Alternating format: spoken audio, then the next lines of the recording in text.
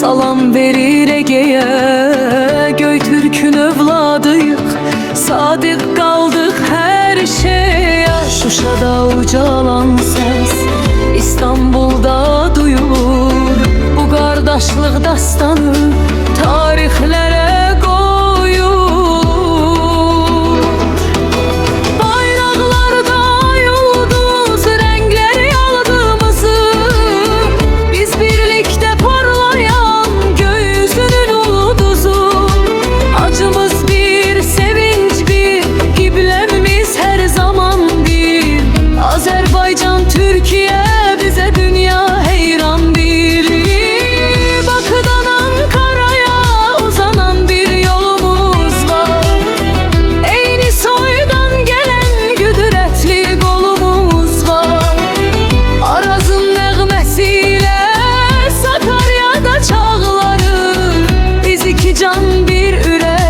sarsılmaz bir dağları.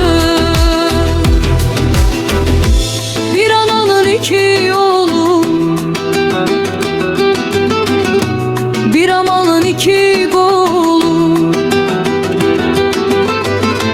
O da ulu bu da ulu, Azerbaycan Türkiye.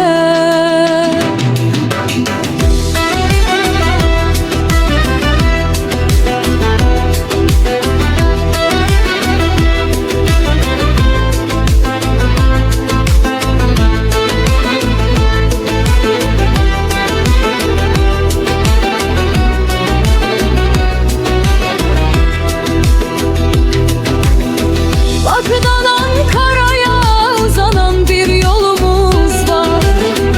Eyni soydan gelen güdretli kolumuz var.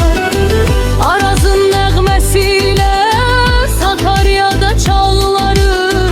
Biz iki can bir ürək, sarsılmaz bir dağları. Xəzərin mehiyyəsi, salam verir Ege'ye, Göytürk'ün övladıyıq. Sadık qaldıq hər şeyə.